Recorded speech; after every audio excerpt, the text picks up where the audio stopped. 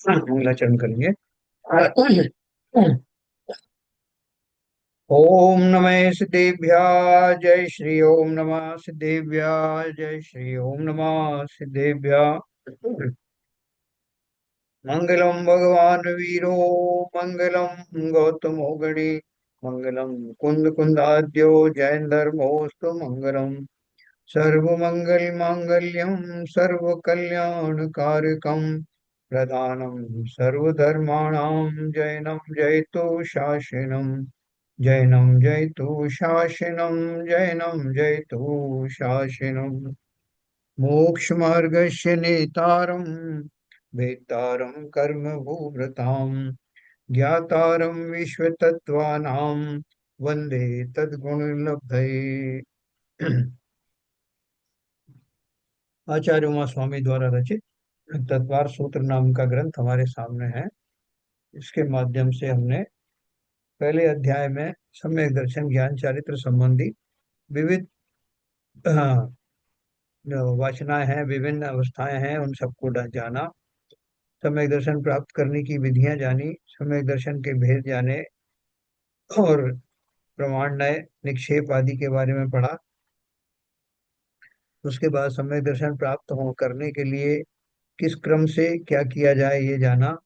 सम्यक दर्शन की परिभाषाओं के चार लक्षण हमने जाने और पांचवें जो परिशिष्ट है पहले अध्याय का, उसके माध्यम से केवल ज्ञान की जो व्यापकता है, केवल ज्ञान क्या क्या जानता है, उसकी लघु संक्षेप में तो हम बहुत जानते हैं सभी लोग केवल ज्ञान कैसा होता है, स्वपर प्रकाशक।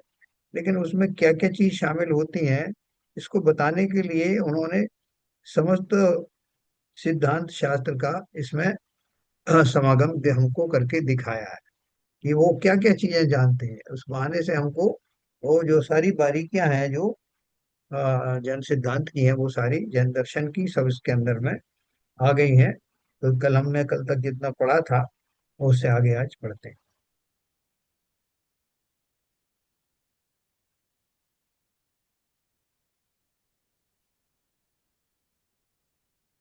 देखिए, कल हमने ये 8 नंबर का पढ़ा था। घाती कर्म का नाश होने पर अनंत दर्शन, अनंत ज्ञान, अनंत सुख और अनंत वीर्य, यह अनंत चतुष्टय प्रकट होते।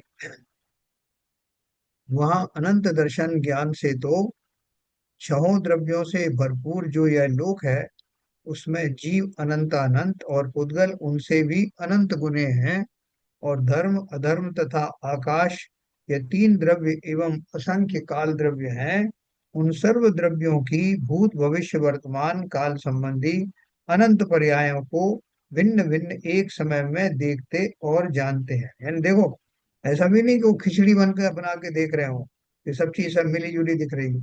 उनको सब प्रत्यक्ष अलग अलग दिखाई दे रहा है, चर अचर पदार्थ और उनकी भूत भविष्य और वर्तमान की पर्याय सब अलग अलग करके दिखाई देता, लेकिन एक साथ दिखाई देता।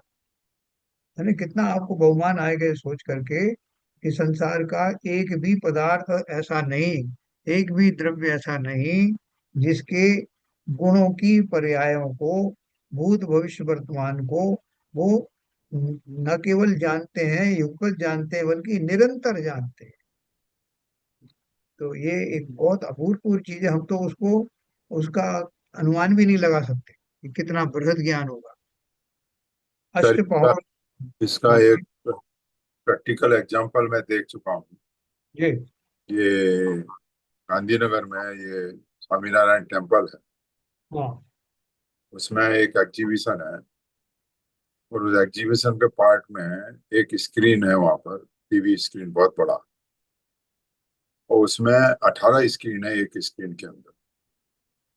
और हम्म। 18 स्क्रीन पे अपना देश की, मतलब पुरानी हिस्ट्री से लेके अभी तक का क्या हुआ, अलग अलग स्क्रीन में अलग अलग दृश्य आते हैं। अलग अलग विंडोज उसमें दिखती हैं। हाँ, और वो आप जब देखेंगे तो एक साथ आपको 18 का ज्ञान होता है, बराबर। एक साथ नजर आती है। और आप उसमें से इस तरह से उसको कंपोज किया गया है कि आप 18 दृश्यों को जो चलते जा रहे हैं वो बराबर आपके ज्ञान में आ रहे हैं। हम्म। मतलब अभी मेरे को जब आप ये बोल रहे हैं अनंत पर्यायों को तीनों कालों की एक साथ के ऊपर उनके ज्ञान में आती हैं, तो उसका एक बहुत बढ़िया मतलब एग्जाम्पल है, प्रैक्टिकल एग्जाम्पल नहीं, सही कहा आपने, बहुत व्यापक कहाँ देखा का होगा। बताया भाई साहब? है। कहाँ का बताया आपने ये?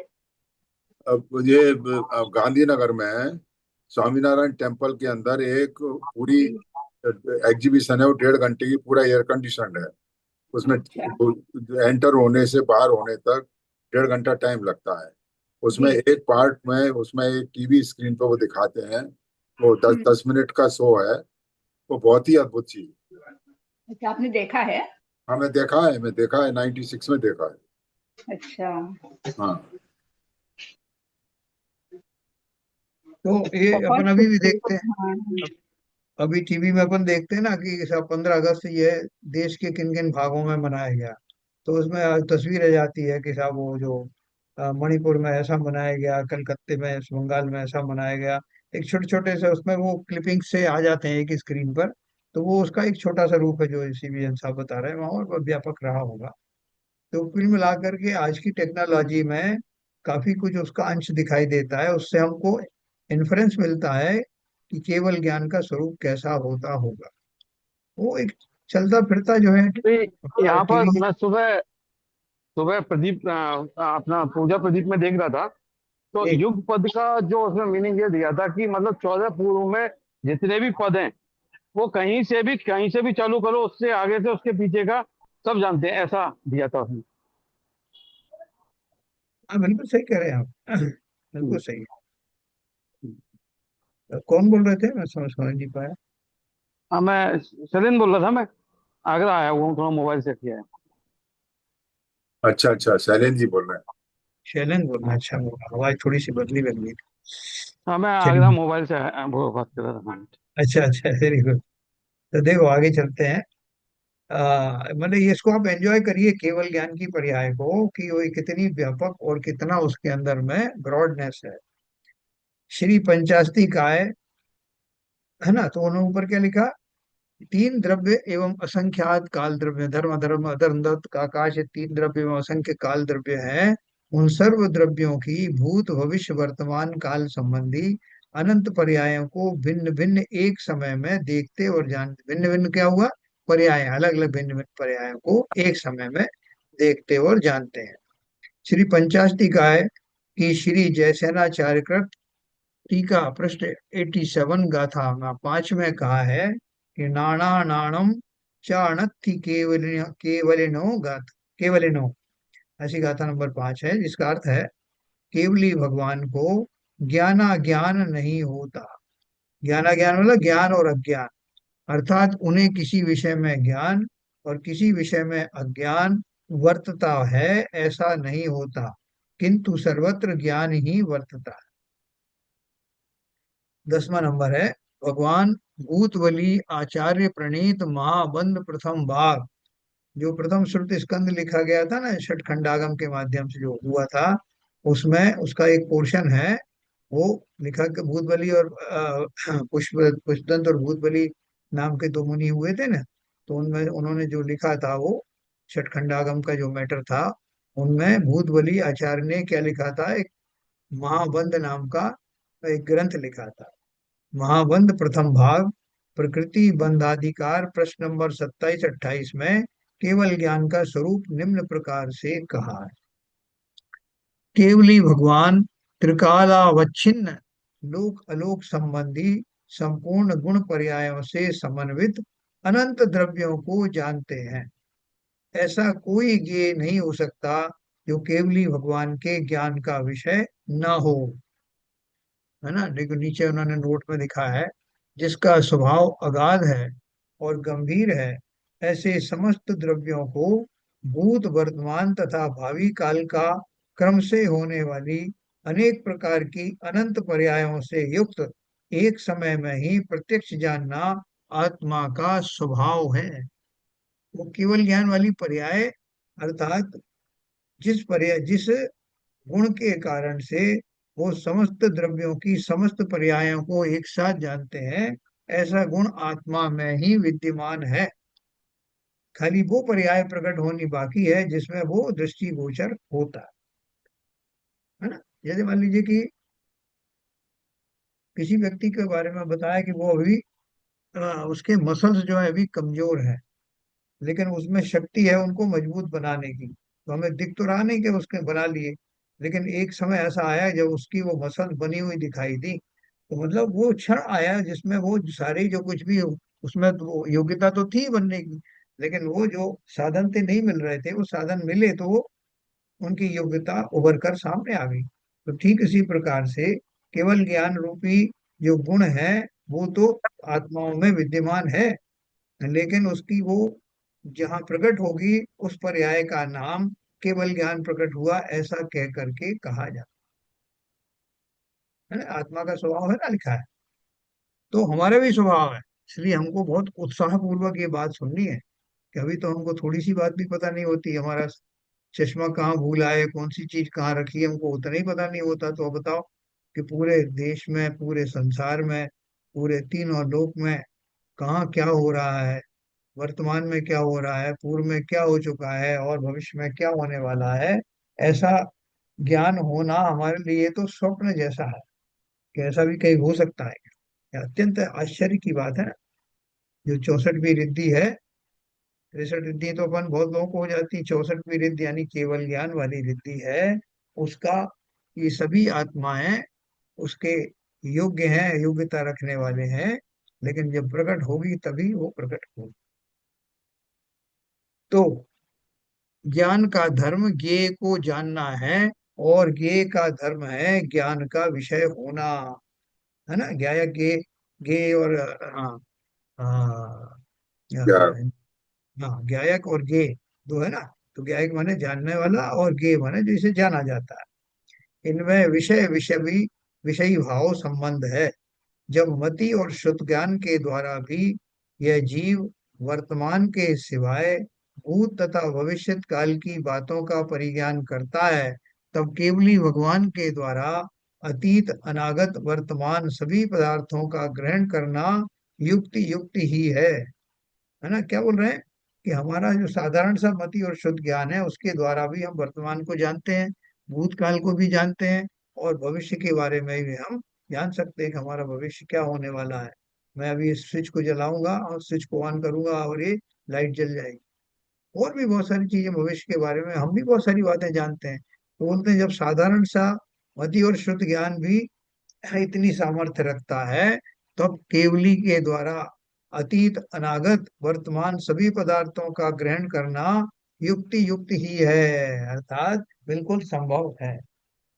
यदि क्रम पूर्वक केवली भगवान अनंत अनंत पदार्थों को जानते हैं, तो संपूर्ण पदार्थों का साक्षात्कार ना हो पाता। इतने अनंत पदार्थ हैं, अब बोलते साहब एक के बाद एक देखूंगा। जैसे अपने सामने कोई बहुत सारी फाइलें ला के रख दे, बहुत सारे पेपर्स ला के रख दे, साहब चलो देख लीजिए, आप इनको बताइए साहब किसमें क्या करना है। बोले भाई ऐसे थोड़ी, मैं एक एक करके देखूंगा ना, तब बताऊंगा आपको। एक एक फाइल तो क्या, एक एक पेज देखना पड़ेगा। बोले साहब आपको तो ज्ञान होना चाहिए ना कि इतनी सारी फाइलें रखी, इनमें किसमें क्या लिखा है। तो नहीं है वो ऐसी सामर्थ्य। लेकिन वो बोल रहे हैं कि अगर ऐसा केवल ज्ञानी को भी इस तरह की मजबूरी होती कि अनंत पदार्थों को आप एक एक करके जानो, तो बोल रहे हैं क्या होता, तो संपूर्ण पदार्थों का साक्षात्कार हो ही नहीं पाता। अनंत काल बीत व्यतीत होने पर भी पदार्थों की अनंत गणना अनंत ही बनी रहती। अनंत जीव, अनंत अनंत पुद्गल द्रव्य और बाकी के सारे द्रव्य, उनके बारे में अगर एक एक करके जानोगे, जैसे सागर है, सागर की एक एक बूंद निकालो, एक सागर, तो कितना समय लगेगा, होगा क्या। ऐसे अनंत सागर हैं, असंख्य सागर हैं, उन सागरों को कैसे एक एक बूंद निकाल लो। तो ऐसे ही बोल रहे हैं कि अगर अनंत पदार्थों को, अगर केवल ज्ञान में ऐसी सामर्थ्य नहीं होती, एक एक करके देख रहा होता, तो वो देख ही नहीं पाता, अनंत काल व्यतीत हो जाता। अनंत काल व्यतीत होने पर भी पदार्थों की गणना अनंत ही रहती। आत्मा की असाधारण निर्मलता होने के कारण एक समय में ही सकल पदार्थों का ग्रहण होता है ना। जब ज्ञान एक समय में संपूर्ण जगत का या विश्व के तत्वों का बोध कर चुकता है, तब आगे वह कार्यहीन हो जाएगा। ये सब सुनना, लोग बोल रहे हैं कि अब उन्होंने एक समय में सब देख लिया, अब क्या काम बचा, तो अब उसकी कोई जरूरत ही नहीं रही, निरर्थक हो गया। जब ज्ञान एक समय में संपूर्ण जगत का या विश्व के तत्वों का बोध कर चुकता है, तो आगे तो वह कार्यहीन हो जाएगा, ऐसी आशंका भी युक्त नहीं है। कारण काल द्रव्य के निमित्त से तथा अगुरु लघु गुण के कारण समस्त वस्तुओं में क्षण क्षण में परिणमन परिवर्तन होता है। जो कल भविष्य था वह आज वर्तमान बनकर आगे अतीत का रूप धारण करता है। इस प्रकार परिवर्तन का चक्र सदा चलने के कारण ज्ञेय के परिणमन के अनुसार ज्ञान में भी परिणमन होता है ना। क्या बोला उन्होंने कि भाई ये काम थोड़ा था कि एक बार पर्याय दिखा दी उसके बाद पर्यायों का आना ही बंद हो गया, तब तो आप कह सकते हो कि अब केवल ज्ञान को क्या करना है। बोले समस्त द्रव्यों की, अनंत द्रव्यों की अनंत पर्यायें निरंतर बदलती रहती हैं, तो ज्ञान भी उसी के अनुरूप जो है वो उन उन उन उन ज्ञेयों को देखने रूप परिवर्तित होता रहता है ना। काल द्रव्य के निमित्त से, क्यों काल से परिवर्तन होता है, वो पर्याय सब काल के निमित्त से चलती हैं। और अगुरु लघु गुण के कारण से, अगुरु लघु गुण क्या था, मैंने आपको बताया था कि जैसे आ, जो अर्थ पर्याय हैं, यानी बहुत सूक्ष्म पर्याय हैं, उनमें भी ऐसे सिद्ध की जो शुद्ध पर्याय है उसमें भी वो जो परिवर्तन होता है ना, जैसे ट्यूबलाइट वाला और षटगुणी हानि लाभ वाला, उसको अगुरु लघु गुण के कारण वो होता है। और समस्त द्रव्यों की उन पर्यायों में ऐसा फ्लक्चुएशन होता है जिसके कारण, जिसको अपन पर्याय बदलने का नाम दे सकते हैं। और हमारी परिभाषा के अनुसार प्रत्येक द्रव्य की के गुणों की जो पर्याय है प्रति समय बदलती है, और प्रति समय बदलना द्रव्य का गुण है।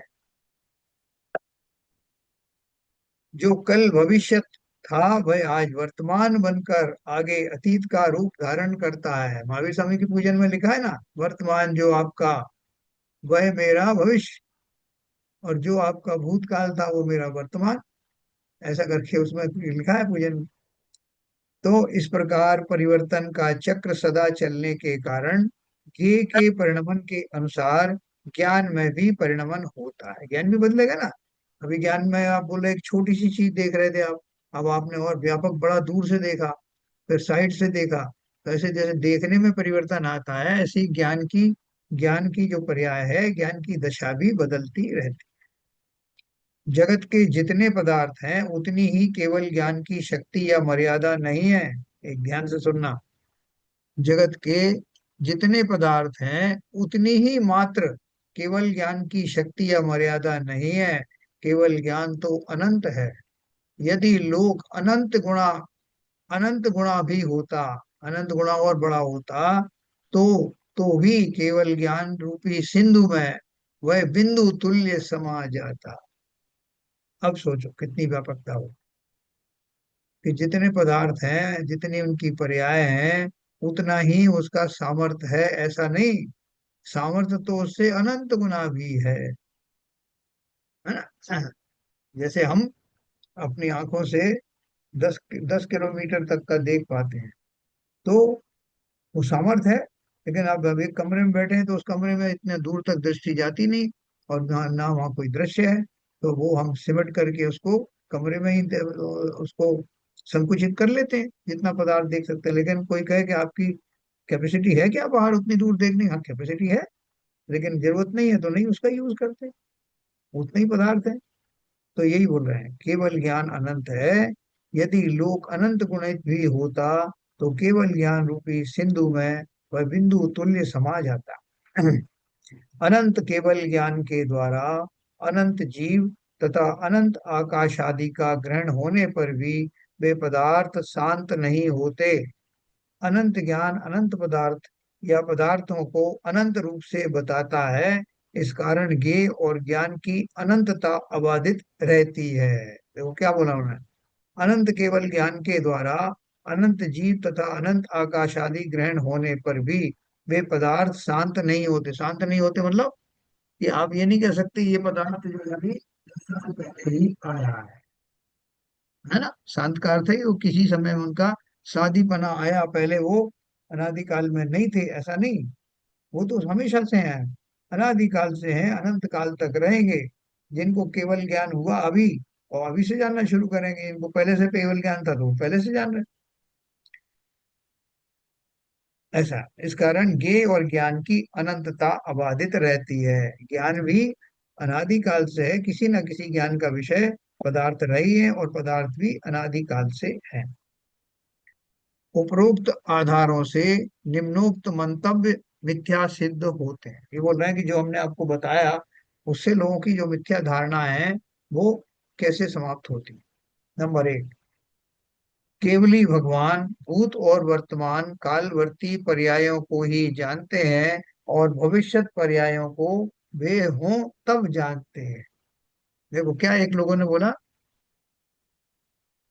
मंतव्य मिथ्या सिद्ध होते हैं। कौन कौन से मिथ्या सिद्ध होते हैं? वो बोल रहे हैं कुछ लोग ऐसा मानते हैं कि केवली भगवान भूतकाल की पर्यायों को और वर्तमान काल की पर्यायों को तो जानते हैं, लेकिन भविष्य काल की पर्यायों को तभी जानेंगे जब वो वर्तमान बन करके आएंगी। तो बोल रहे हैं ये गलत है। भविष्य काल की घटनाओं को वो पहले से जानते हैं। उन्होंने बता दिया कि द्वारका नगरी 12 साल में धू धू करके जलेगी। उनको प्रत्यक्ष जलती हुई दिखाई दे रही। जैसी वो जब वर्तमान पर्याय बनेगी वो उनको अभी दिखाई देती है। तो उसका अंतराल नहीं है जब वो वर्तमान बनेगी जब दिखाई देगी। दूसरा, सर्वज्ञ भगवान अपेक्षित धर्मों को नहीं जानते। तो ये भी मिथ्या धारणा है। सभी जो है, जितने भी उनके जो गुण आदि हैं, सब उन गुणों को परिपूर्ण रूप से जानते हैं। फिर तीसरा है, केवली भगवान भूत भविष्यत पर्यायों को सामान्य रूप से जानते हैं, किंतु विशेष रूप से नहीं जानते हैं। तो बोल रहे हैं कि भूत भविष्यत पर्याय को सामान्य रूप से जानते हैं, मतलब कि हाँ ये पर्याय जो है भूतकाल की थी, जो अभी निकल गई है, और जो अभी दिख रही है वो वर्तमान की है, और आगे की भविष्य की ऐसे आएगी। ऐसे करसरी नजर से नहीं, बल्कि उनको विशेष रूप से जानते हैं, जैसी वो है उस संपूर्ण रूप में उसको जानते हैं। इसलिए ये जो कहना है कि विशेष रूप से नहीं जानते, ये मिथ्या है। फिर केवली भगवान भविष्यत पर्यायों को समग्र रूप से समूह रूप से जानते हैं, भिन्न भिन्न रूप से नहीं जानते। है कि साहब ये चावल अलग और खिचड़ी के क्या बोलते हैं, दाल अलग और चीजें अलग, वो ऐसे नहीं जानते। सबको मिला जुला के जानते हैं। क्या मिला जुला के जानते हैं? कि संसार के समस्त पदार्थ गड्ढ मड्ढ हो गए, एक दूसरे में मिल गए, और उनकी वो मिले हुए उनकी पर्यायों को वो जान रहे हैं।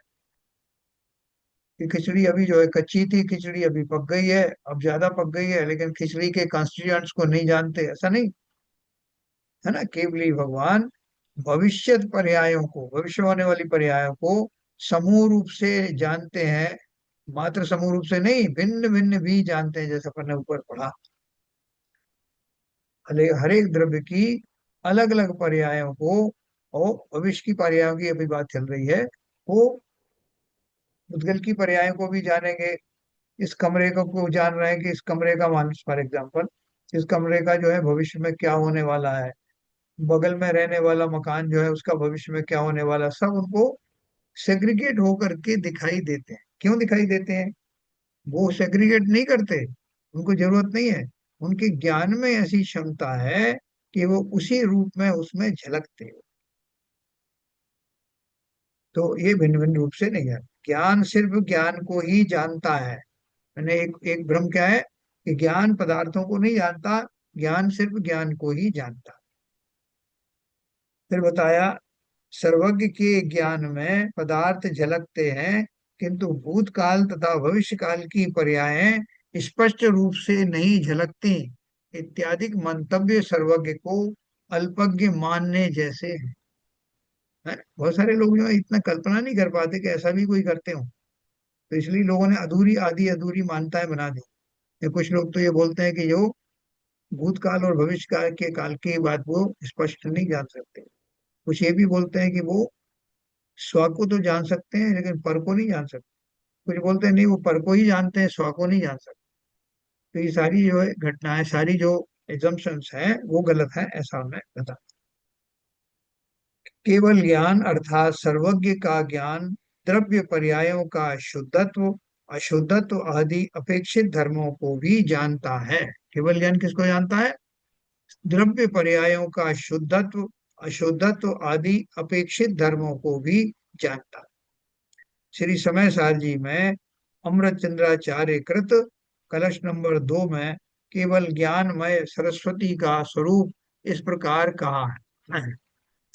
वह मूर्ति ऐसी है कि जिसमें अनंत धर्म है ऐसा, और प्रत्येक परद्रव्यों से परद्रव्यों के गुण पर्यायों से भिन्न तथा परद्रव्य के निमित्त से हुए अपने विकारों से कथनचित भिन्न एकाकार ऐसा जो आत्मा उसके तत्व को अर्थात असाधारण सजातीय विजातीय द्रव्यों से विलक्षण निज स्वरूप को पश्यंतम देखती है? उसका उन्होंने भावार्थ दिया नीचे, वो पहले पढ़ लेते हैं। उनमें अनंत धर्म कौन कौन है उसका उत्तर कहते हैं। ये कुछ अलग दिया उन्होंने, ऊपर का जो बताया वो ये बोल रहे हैं कि ये प्रत्येक परद्रव्य, परद्रव्यों के गुण है ना, इन सबको वो अलग अलग देखते हैं। जो अपन ने ऊपर पढ़ा उसी का उन्होंने विश्लेषण किया है। स्वद्रव्य और परद्रव्य की जितनी भी विविधताएं हो सकती हैं उन सब पर्यायों को वो भिन्न भिन्न करके एक साथ देख पाते। भावार्थ में के नाम से कुछ और दिया है, उनमें अनंत धर्म कौन कौन से हैं। हाँ, अनंत धर्म की बात जो आ रही थी उसका उत्तर कहते हैं। जो वस्तु में सतपना, वस्तुपना, प्रमेयपना, प्रदेशपना, चेतनपना, अचेतनपना, मूर्तिकपना, अमूर्तिकपना इत्यादि धर्म तो गुण है, और उन गुणों का तीनों कालों में समय समयवर्ती परिणमन होना पर्याय है, और वे अनंत हैं। है ना? पर्याय किसे कहते हैं? कि जो गुण है, वस्तु के जो गुण है उनमें होने वाली दशाओं का जो परिवर्तन है वो पर्याय कहलाती है। तो वो बोल रहे हैं कि ये सभी जितने भी जो गुण बताए हैं ऊपर, उन सब में जो बदलाव आता है, भले ही वो सूक्ष्म बदलाव आता हो, वो सारे बदलाव को वो उन सारे बदलाव के फलस्वरूप होने वाली जो दशाएं हैं, पर्याय हैं, उनको वो निरंतर जानते रहते। तीनों कालों में समय समयवर्ती परिणमन होना पर्याय है, वे अनंत है। तथा एक पना, अनेक पना, नित्यपना, अनित्यपना, भेदपना, अभेदपना, शुद्धपना, अशुद्धपना आदि अनेक धर्म हैं। वे सामान्य रूप तो वचन गोचर हैं और विशेष रूप वचन के अविषय हैं, ऐसे वे अनंत हैं, सो ज्ञान गम्य है। देखो, हमने कोई वस्तु को देखा तो वो उस वस्तु के बारे में हमको वर्णन करना है। जैसे मिश्री का उदाहरण देता हूँ। अब मिश्री को आप वचन से पूरी तरह कह सकते हो, या कुछ बातें ही वचन से कह सकते हो, कुछ बातें वचन से नहीं कह सकते। बताइए, मिश्री के कौन सी चीजें ऐसी हैं जिनको आप वचन से कह सकते हो, लेकिन कुछ कौन सी चीजें हैं जिनको वचन से नहीं कहा जा सकता? भाई आप वचन से कह सकते हैं वो मीठी होती है, और कितनी मीठी होती है ये आप स्पष्ट नहीं कर सकते, उसका व्याख्यान नहीं कर सकते, वो तो आप महसूस ही कर सकते। पर जैसे आप, जो मिश्री मीठी होती है, पर किसी ने पूछा अच्छा मिश्री मीठी होती है जैसे वो सेब होता है मीठा, अंगूर होता है मीठा? नहीं है। बोले आपने बोला ना मीठा, अभी अंगूर भी तो मीठा होता है। बोले नहीं, अंगूर जैसा नहीं। तो बोले अच्छा, तो किस जैसा होता है? तो गुड़ जैसा होता है। बोले गुड़ जैसा भी नहीं होता। बोले बड़े समझ में नहीं आ रही आप सब, वो जो मीठे चीजें हैं उनको ये भी बोल रहे हैं कि मिश्री मीठी होती है, लेकिन और द्रव्यों की बात करते हैं तो कहते हैं नहीं वो वैसा नहीं होता। इसका अर्थ क्या है? कि उसमें कुछ विशेषपना है, कुछ विलक्षणपना है। उस मीठे के भी कई भेद हैं, उनमें से उन भेदों को मैं कह नहीं सकता, है ना? इवन खाने में भी, अगर मैंने खाने के बाद भी फिर पूछा कि अब बताओ मिश्री कैसे, बोलते खाने में तो सब मीठी ही कहूंगा, लेकिन वो मीठापन और इस मीठेपन में फर्क है। क्या फर्क है वो मैं आप नहीं कह सकता। तो ऐसे बोल रहे हैं वो कि वे सामान्य रूप तो वचन गोचर हैं, और विशेष रूप से वचन के अविषय हैं, वचन से नहीं कहे जा सकते। ऐसे वे अनंत हैं, सो ज्ञान गम्य है, अर्थात केवल ज्ञान के विषय। अपन बोल देते ना कि साहब ये सब केवल ज्ञान गम्य है, ये जो अर्थ पर्याय हैं सब केवल ज्ञान गम्य है, या ये इस तरह के जो भेद हैं केवल ज्ञान जानता है। जीवों के कितने तरह के भेद भाव होते हैं वो सब शब्दों में तो थोड़े बहुत बताए जा सकते हैं, लेकिन उनकी जो प्रकारें हैं, अनंत प्रकार हैं, वो अनुभव में ही आती हैं। तभी तो अपन बोलते हैं ना कि जो केवल ज्ञानी का जो ज्ञान है उसका अनंतमा भाग ही उनके दिव्य ध्वनि में आता है, क्योंकि वचन गोचर उतना ही है। और गणधर द्वारा गूंथे हुए उस ज्ञान के अनंतमा भाग ही, है ना, अनंतमा भाग ही बाकी लोगों तक आता है। तो ये इसमें बहुत अनंत अनंत गुना कमी करते करते आज जो स्वरूप ज्ञान का है हमारे पास, वो द्वादशांग वाणी का एक अंश मात्र ही यहाँ प्रकट है। लेकिन वो अंश भी पर्याप्त है जीवों को मोक्ष की राह पर ले जाने के लिए। लेकिन वो भी उसके लिमिटेशंस है कि संगी पंचेंद्रिय जीव हो और पंचम काल तक भी उसका उगाड़ रहता है, उसके बाद के कालों में तो बहुत जो अल्प हो जाता है।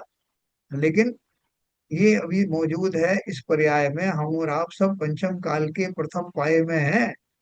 21,000 वर्ष का पंचम काल है, जिसमें से अभी 3,000 साल के लगभग ही निकले हैं। तो ये प्रथम पाए में हम हैं, तो लगभग चतुर्थ काल जैसा ही ज्ञान है, वैसी अनुकूलताएं अभी हैं, बहुत ज्यादा प्रतिकूलताएं नहीं आई हैं। अभी एवरेज उम्र भी 80-90 साल की है, बाद में जैसे घटते घटते घटते जो छठे काल में तो बहुत ही कम हो जाती, शरीर का अवगाहना भी बहुत कम हो जाती है, जो अपन पढ़ने वाले हैं आगे। तो कहने का अर्थ ये है कि ये जो उत्तम पर्याय है, सब तरह से उत्तम पर्याय है, ये नर रत्न मिला है, इसका भरपूर उपयोग करना, सम्यक दर्शन प्राप्त करके ही जाना। एक बार आप पे स्टैंप लग गई ना सम्यक दर्शन की, तो फिर आपको मोक्ष जाने से कोई रोक नहीं सकता, केवल ज्ञान प्राप्त करने से कोई रोक नहीं सकता। तो वो काम यथा योग्य यथा समय में, जैसे जब बरसात है तब पानी भर लेते हैं लोग आगे से, या अपनी तालाबों में पानी आदि सब भर जाता है, बाद बाद में थोड़ी आता। तो ऐसे सब तरह से योग्य समय मान करके, अभी मैं थोड़ा किंचित हम स्वस्थ भी हैं, थोड़ा समझ में भी आ रहा है, इतना शास्त्र आदि का संयोग भी मिला हुआ है, ये सारे संयोग आप सोच लेना एक से एक दुर्लभ संयोग है। अगर अभी काम नहीं किया तो फिर अनंत वर्षों तक निबट गए हैं, क्योंकि ये त्रस पर्याय बहुत 2,000 सागर मात्र के लिए मिलती है, इसलिए इसका मैं अपना कल्याण कर। श्री रायचंद जैन शास्त्रमाला मुंबई से प्रकाशित हुआ। इसके आगे क्या आया है? सर्वज्ञ व्यवहार से पर को जानता है, उसका अर्थ देखो। ये चीज अपन पढ़ते पढ़ते बताते रहते हैं कि कैसे पर को कैसे जानता है, स्व को कैसे जानता है। तो ये बार बार बताने से हमारी भ्रांतियां समाप्त हो जाती हैं और हमारा ज्ञान एकदम पक्का हो जाता है। सर्वज्ञ व्यवहार से पर को जानते हैं, उसका क्या अर्थ है? परमात्म प्रकाश शास्त्र गाथा 52 की संख्या टीका में कहा है कि यह आत्मा व्यवहार नय से केवल ज्ञान द्वारा लोकालोक को जानता है, व्यवहार नय से, और शरीर में रहने पर भी निश्चय नय से अपने आत्म स्वरूप को जानता है। इस कारण ज्ञान की अपेक्षा तो व्यवहार नय से सर्वगत है, प्रदेशों की अपेक्षा से नहीं है। हाँ, जैसे रूप वाले पदार्थों को नेत्र देखते हैं परंतु उनसे तन्मय नहीं होता, यहाँ कोई प्रश्न करता है कि जो व्यवहार नय से लोकालोक को जानता है और निश्चय नय से नहीं, तो सर्वज्ञपना व्यवहार नय से हुआ, निश्चय नय से तो हुआ नहीं है। देखो मैं इसको आप थोड़ा सा पहले बता दूं कि व्यवहार नय से जानने का अर्थ क्या है, कि वास्तव में उनको जीवों को यानी आत्माओं को पर पदार्थों को जानने के भाव नहीं आते। उनके पास कोई अलग से वो नहीं है, जैसे हमारे पास का चश्मा और दूर का चश्मा है, कि दूर का देखना तो वो लगा लिया, ऐसा नहीं है। उनके पास तो वास्तव में स्व को जानने की ही क्षमता कह लो, या आ, उसकी योग्यता है, स्व को जानने की योग्यता है। न केवल जानने की योग्यता है, तन्मयता से जानने की योग्यता है। तो सर बोले ऐसा ऐसा भी कह सकते हैं। हाँ इसकी बेसिक डेफिनेशन आपने बताई है जी, कि जो स्व के बारे में बात होती है वो निश्चय रूप से होती है, निश्चय। बराबर। और पर के बारे में जो जो भी बात होती है वो व्यवहार से ही होती हाँ, तो व्यवहार से क्यों है, ये मैं आपको समझा रहा था कि हमारा स्वभाव वास्तव में स्व को जानने का ही है। हम लेकिन जैसे हम आईने के सामने खड़े हैं, तो आईने के सामने खड़े हुए हम उसको, अपनी जो इमेज बन रही है उसको देख रहे हैं। लेकिन हमको ये नहीं मालूम कि हमारा आईना इतना बड़ा है कि उस आईने में बहुत सारे लोग अपने अपने चेहरे देख रहे हैं। बहुत सारे लोग, बहुत सारी जो निर्जीव वस्तुएं हैं वो भी दिखाई दे रही हैं। तो हमें उससे कुछ लेना देना नहीं।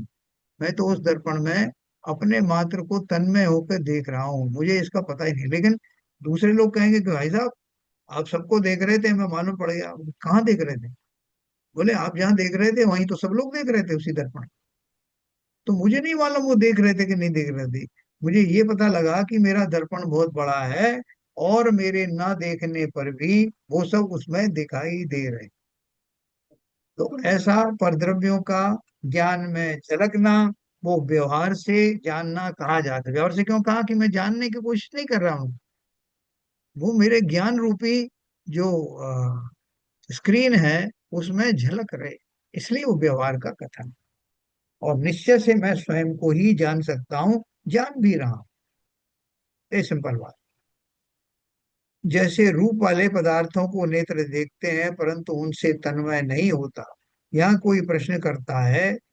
हाँ देखो, ये इन्होंने एक एग्जांपल दिया कि आंखों से आपने अग्नि को देखा, तो अग्नि को आप देख रहे हैं, लेकिन अग्नि की तपन आप तक नहीं पहुंच रही, दूर कहीं अग्नि लगी हुई है। तो वो उस अग्नि से अप्रभावित है, लेकिन अग्नि को अग्नि के रूप में देख पा रहे हैं। तो उसी प्रकार से व्यवहार में जितने भी पदार्थ हैं उन सबको जाना जा रहा है, क्योंकि आपके ज्ञान में झलक रहे हैं। आपने ना तो उनको झलकाने का प्रयत्न किया, ना ही आपको उसमें कोई इंटरेस्ट है।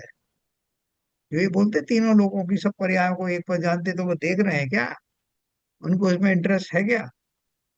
बोले साहब, तो इंटरेस्ट नहीं है तो फिर काय को उनको इतनी योग्यता दी गई है? तो इनका, उनकी योग्यता वापस ले लें क्या? उनको जरूरत नहीं, बोलो भाई। जो केवल ज्ञानी है उनको ही फालतू में ये क्यों सुविधा दी गई कि इस अनंत प्रदेश और अनंत वस्तुओं को अनंत प्रकार से सब जानना? जब उनको इंटरेस्ट ही नहीं है तो उनका वो विड्रॉ कर लो, कर सकते हैं। है। ये तो सर ज्ञान की गुण की पर्याय है, इसको ना तो विड्रॉ कर सकते हैं ना कुछ कर सकते हैं। ये तो आत्मा के स्व की आत्मा का ज्ञान गुण की पर्याय है। उसकी जो स्वच्छता है, निर्मलता है, उसके कारण से, जैसे आईना आपका बहुत साफ है, तो उसमें जो है आपके कुछ जो जो आपका एक धुंधला हुआ आपका छोटा आईना था, उसमें बहुत सारी चीजें नहीं दिखाई दे रही फेस की। लेकिन आपने वही बड़ा जो दर्पण लिया, वो एकदम साफ सुथरा लिया, तो उसमें और भी सब चीजें दिखाई दे रही जो थी, तो लेकिन आपको दिखाई नहीं दे रही थी। तो ठीक उसी प्रकार से ज्ञान की उस सर्वोत्कृष्ट केवल ज्ञान रूपी पर्याय में उसकी स्वच्छता के कारण समस्त द्रव्य झलक रहे हैं।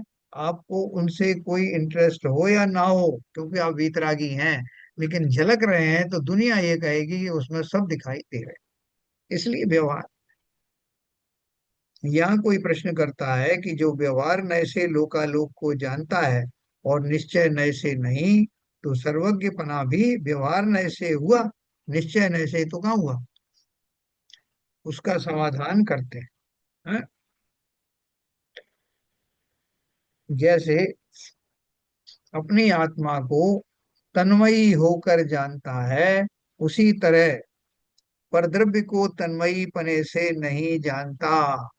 भिन्न स्वरूप जानता है। तन्मय होकर कैसे जानेगा? आपकी जीभ पे रखी हुई जो मिश्री या जो भी कोई पदार्थ है, वो उसकी जो मिठास है वो जीभ में घुल गई, तो आप मतलब पूरी उन्होंने स्पर्श हो गई, तन्मय माने उसमें पूरी तरह से फैल गई, तो आप उसको जान रहे हैं। लेकिन दूसरे की जीभ पे रखी हुई मिश्री आपके लिए व्यवहार से ही है, निश्चय से उसकी मिठास आपकी जीभ में थोड़ी आ रही। तो उस तरह से उन्होंने बोला कि तन्मयता का अर्थ क्या है कि स्वयं उसमें इन्वॉल्व होना। वो इन्वॉल्व मैं अपने में ही हो सकता हूँ, नियम है। इस कारण व्यवहार नैसे कहा है। न चा परिज्ञाना भावात, कुछ परिज्ञान के अभाव से नहीं कहा। ज्ञान कर जानपना तो निज और पर का समान है। और यदि जिस तरह निज को तन्मयी होकर निश्चय से जानता है, उसी तरह यदि पर को भी तन्मयी होकर जाने, तो पर के सुख दुख राग द्वेष के ज्ञान होने पर सुखी दुखी रागी द्वेषी होवे, यह बड़ा दूसरा प्राप्त हो, दूषण प्राप्त हो। बोल रहे हैं ये बहुत बढ़िया बात है कि मैं अपना ही जानता हूँ। अगर मैं पर का जानने लगा तो पर के पेट में दर्द हुआ तो मेरे पेट में भी वैसे ही दर्द। संसार के जितने जीव हैं या जितने भी पदार्थ हैं, उनमें जो भी विकार उत्पन्न होंगे, उनको जो भी सुख दुख का भान होगा, वो मुझे भी उन्हीं के साथ साथ भान होगा। आप चाहोगे क्या सबके साथ आपका भी पेट दुखे, उनके साथ ही आप रोगी हो जाएं, उनके जैसा सिरदर्द आपको भी हो? नहीं साहब, हम तो ये नहीं चाहेंगे। तो कितना चाहोगे? एक परिवार में जितने सदस्य हैं उनके होने वाले सुख दुख आपके अंदर आए, इतना चलेगा क्या? और नहीं साहब, इतना भी नहीं चलेगा। तो बोले पति पत्नी के बीच में कर लेते हैं। वो भोजन नहीं करे, वो भूखी रहे, तो आपको भी भूख का भाषण हो, उसको कोई दर्द हो तो आपको भी वो दर्द ट्रांसफर हो जाओ। नहीं नहीं साहब, हम तो ये नहीं चाहेंगे। फिर कौन एक दूसरे की सेवा करे? तो क्या चाहोगे कि साहब मेरा दर्द मुझ तक रहने दो, उनका दर्द उन तक रहने दो, मेरे दर्द का अनुभव मैं करूं, उनके दर्द का अनुभव मैं करूं। ये व्यवहार की बात कर रहा हूँ। वास्तव में तो ये शारीरिक बात है। लेकिन ये इतना उन्होंने बहुत अच्छे से बताया कि जो परद्रव्यों की होने वाली घटनाएं हैं, उनकी पर्याय आदि हैं, उनको तन्मय होकर जानूंगा तो ऐसा दूषण प्रकट हो जाए। अपन ऐसे कह सकते हैं साहब मैं जानता हूँ मेरी पत्नी को कितना कष्ट है। कैसे जानते हो? अरे साहब उसको तड़पना मैं देख नहीं सकता, मैं जानता हूँ उनको दर्द हो रहा हो, माथे पे दर्द होता है तो वहां हाथ रख लेती है यहाँ। तो अनुमान आदि से आप उसका पता लगाते हो, लेकिन तन्मय होकर के तो आप उसे जान नहीं सकते ना। तो उसी प्रकार से इन्होंने बोला कि तन्मय होकर जानने का जो गुण है सभी जीवों में उतना ही है जितनी आत्मा है। आत्मा अपने बारे में ही जान सकती है, सुख दुख का वेदन स्व ही कर सकता है, और इसलिए स्व के द्वारा किए जाने वाले अनुभव को ही निश्चय की कैटेगरी में रखा है। छह सब व्यवहार हैं।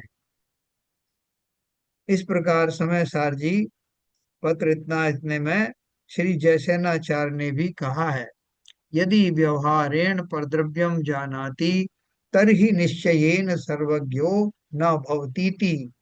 पूर्व पक्षे परिहार माह यथा स्वकीय सुखादिकम तन्मयो भूत्वा जानाति, तथा बहिर्द्रव्यम न जानाति तेन कारणेन व्यवहार। यदि पुनः परकीय सुखादिक मात्म सुखादि वत्तन्मयो भूत्वा जानाति तर्हि यथा स्वकीय संवेदने सुखी भवति, तथा परकीय सुख दुख संवेदन काले सुखी दुखी च प्राप्नोति न च तथा। व्यवहारस्त थापि छद्मस्त जनापेक्षया सो अपि निश्चय एवेति। ये उन्होंने समय सार नाम के ग्रंथ में जयसेनाचार्यकृत टीका में दिया है। तो इसका अर्थ शायद नहीं दिया। केवल ज्ञान नामक पर्याय का निश्चय स्वभाव क्या?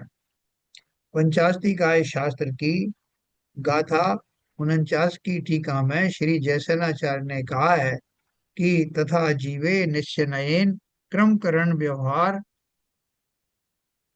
व्यवधान रहितम त्रैलोक्योदर विवरण वर्ति समस्त गतानंत धर्म प्रकाशक मखंड प्रतिभा संयम केवल ज्ञानम पूर्वमेव तिष्ठति।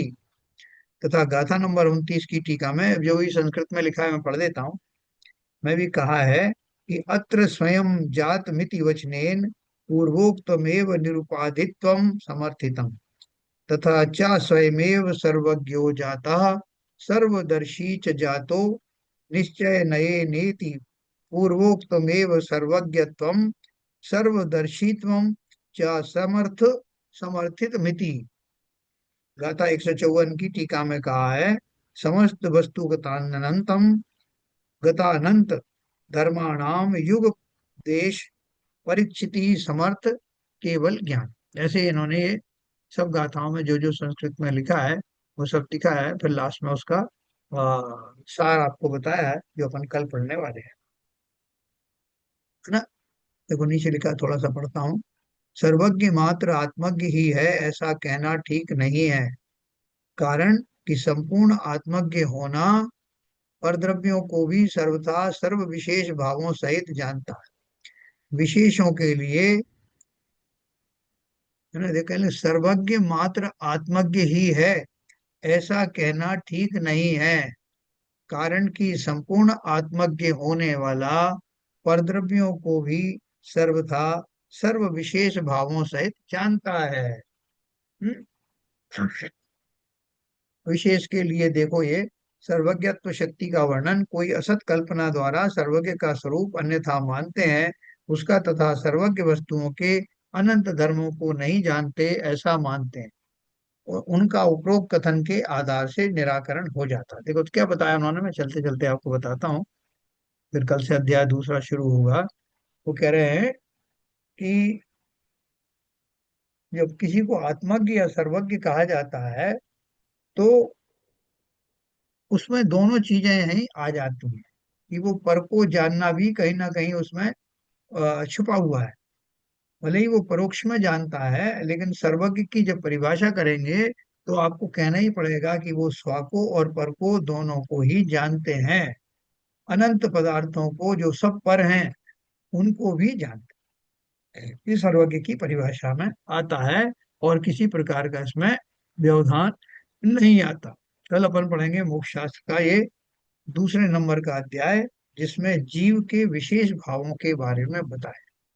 53 प्रकार के भाव होते हैं ना, तो उन भावों को, हमारे जो भाव आते हैं तो समय समय पे भाव आते हैं ना, अपन को पता ही नहीं चलता आज आज कैसे भाव आ रहे हैं, कल कैसे आए थे, परसों कैसे आए थे। तो ये जो जिन भावों से परिणाम बनते हैं वो कितने प्रकार के होते हैं, आपको ये जानकर जानना चाहोगे कि मेरे अंदर में कैसे कैसे भाव आते हैं।